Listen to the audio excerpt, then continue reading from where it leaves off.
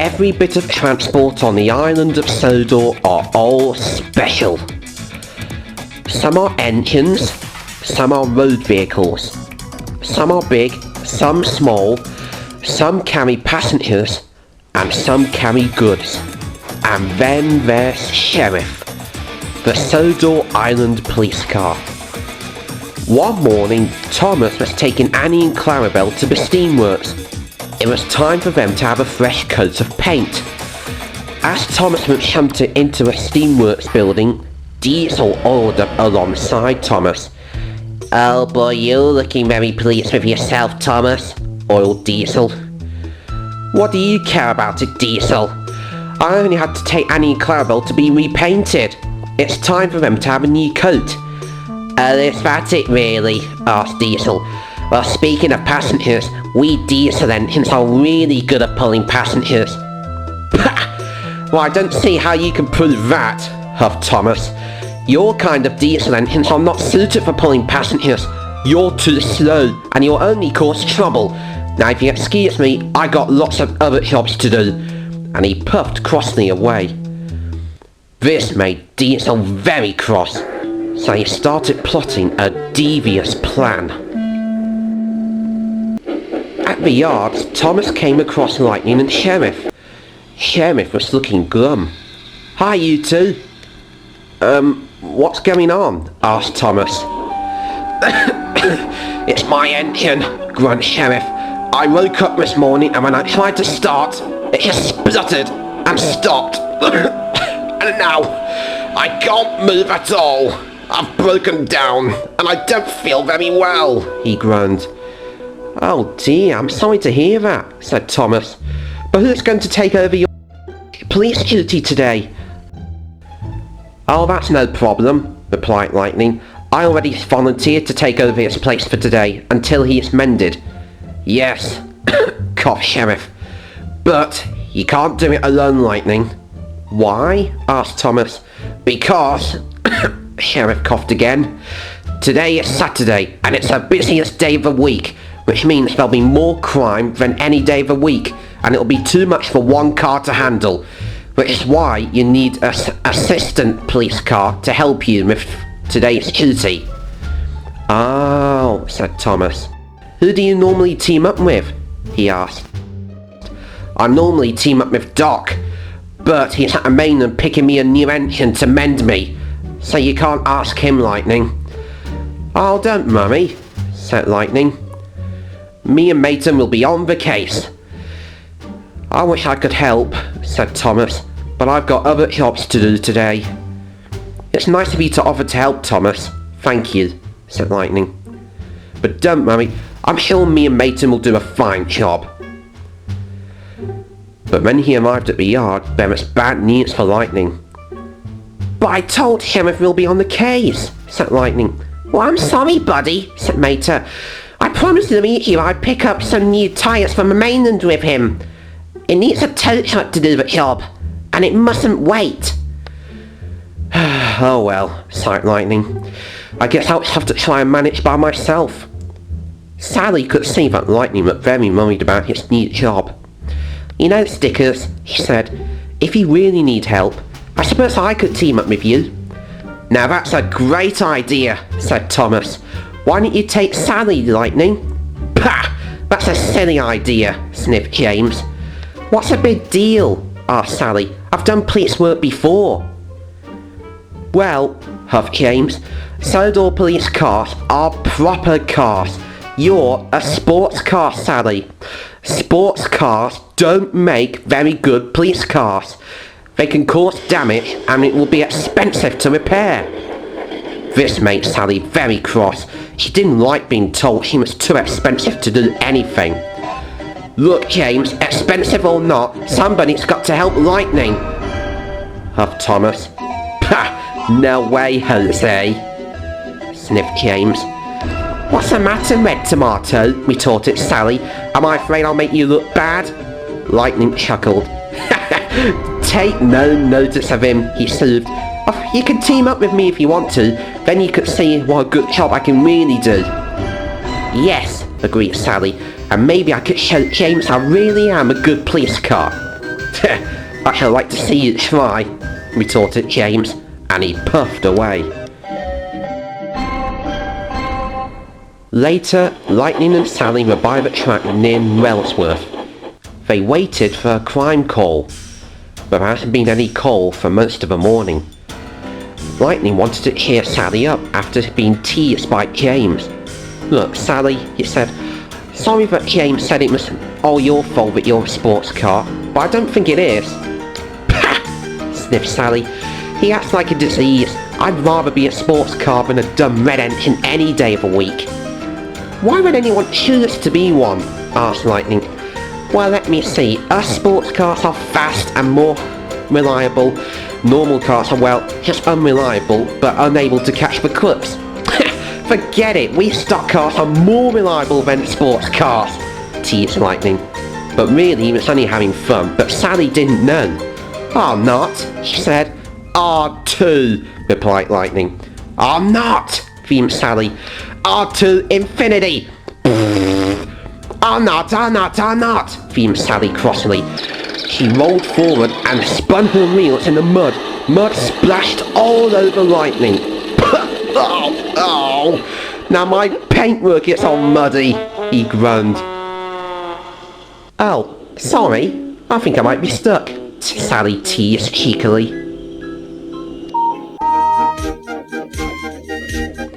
Meanwhile, Henry made good progress with his passenger train. When he arrived back at Knapford Station, he saw Gorton and James having a chat. He was uncoupled from his train, and he rolled into the platform to join the other engines. Hi, you two, what's going on? He asked. James and Gorton told Henry all about his plan to show that Sally isn't a good police car. What do you mean we're gonna rob a bank? He asked. It's a great test, replied Gorton. Yes, retorted James. We'll call out that we're going to rob a bank, okay, and we're going to be the getaway engines. And if we're able to get away from Sally, it will prove that she's not a good police car. But if we're caught by her and we spend the next 40 years in the impound... I get you, puffed Henry. You get caught and you know that she's good. But do you think it's a good idea? What if it gets us into trouble? Who with? Sheriff's away being repaired today, so there's no way we'll get caught. Besides, Sally and Lightning will never catch up with us. But Henry was still unsure. It really might get them into trouble. Later that day, it is now past lunchtime and there still hasn't been an emergency call. It's no use, Stickers, sighed Sally. I'm never going to show James that I really am a good police car if the emergency doesn't come up soon. But a chance came sooner than expected. Thomas puffed up. He was looking worried and red in the face. Lightning, Sally, thank goodness I caught you. I've got a mystery for you. Yes, my first case, Sally said excitedly. What is it, Thomas? She asked. Well, it's Annie and Clarabelle. They've gone missing, replied Thomas. When were they seen last? Asked Lightning. Well, they were last seen at the steamworks, and when I went to pick them up, they were gone, and... He was interrupted when Diesel sounded his horn, and he raced past with Annie and Clarabelle. Hey, Diesel! Cried Thomas. Get back here at my coaches! He shouted. I can't! My brakes have failed! I can't stop! He cried. Now what are we gonna do? Groaned Thomas. We got to save Annie and Clarabelle! Well, said Lightning, there's a shortcut to Wellsworth Station. We'll cause a blockage on Diesel's line and it will slow him down. Good idea, Lightning, said Thomas. I hope it works. Let's go! And the three friends set off.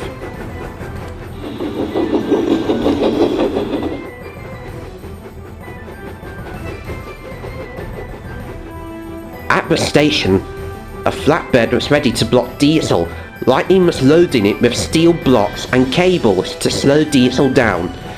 He was nearly finished when Thomas heard a horn. It's Diesel! He's coming! I hope this works, he puffed to himself. Okay, Stickers, get off there, called Sally.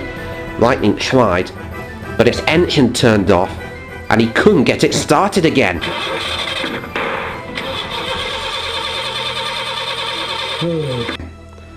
Lightning? What's wrong? Cried Thomas. Oh no, I've used up all my fuel. I should have fueled up this morning, but I thought I had enough. Well, no panic. Yes, panic, cried Sally. And she was right. Diesel revved into the station and bumped into Lightning's flatbed. Help! They cried. Hang on, Lightning! Cried Thomas as he raced after them. Oh, what am I gonna do? I've got to do something, Sally thought to herself. Then she had an idea. There was a siding at the next station.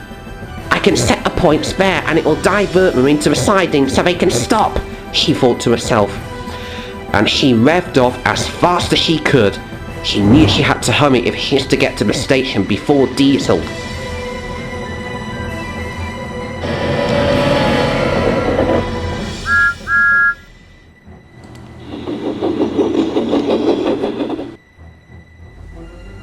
Further down the line, Percy had dropped off Sheriff from being mended, and now he was picking up some tar wagons. Thanks for the lift, Percy. That was really useful. Oh, no problem, Sheriff. I'm always here for help. Just then, Sheriff heard a noise. Did you hear that, Percy? What? The noise? Or you saying, did you hear that, Percy? Asked Percy. He looked very puzzled. Before Sheriff could explain, Sally raced into the yard. What's going on? Asked Sheriff. No time to explain. I've got to change the points before Diesel gets here. He's a runaway, cried Sally. He pushed her wheel onto the point switch. It was very stiff, and her wheel spun. I can do it, she grunted. And with a mighty shove, Sally switched the points just in time as Diesel raced into the yard.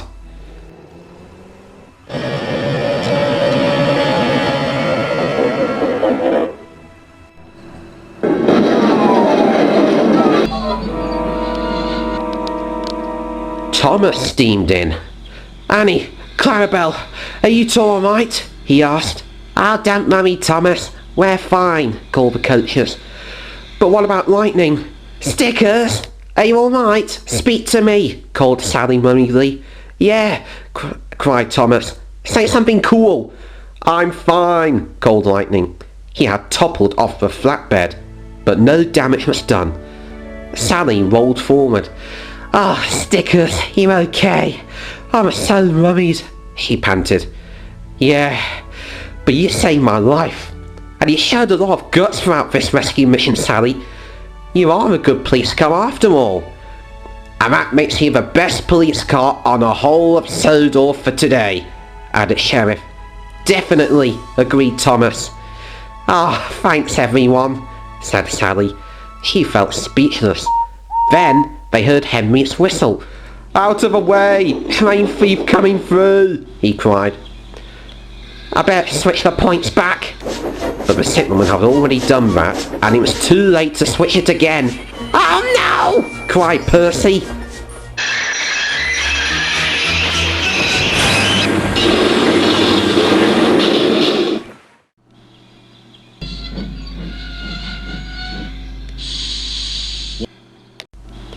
Henry, are you alright? Called James. No! I'm gonna kill you for that, James! Henry shouted crossly. Later, while John was clearing the mess of broken tar wagons, the Fat Controller spoke to Gordon, James and Diesel severely. And he even gave them punishments. For Gordon and James, they will have to take turns doing Henry's goods work until he is mended. And as for Diesel, he will be suspended from Sodor for the next 3 months. Oh great, at least I can get away from these stupid steamies again. Bah! Grumbled Diesel. But he also thanked Sally for saving the day. Well, well, what do you think to that then, James? I am a good police car after all, she teased. James didn't say anything. He felt very foolish indeed. Then the Fat Controller spoke kindly to Henry and Percy.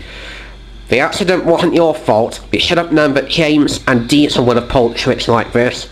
But don't worry, we'll soon have you two in working order again. Thank you, sir, set with 2 engines. Henry grumped. "This is the last time I help with police training," he fumed crossly. "All it does is gives me crime-punishing headache."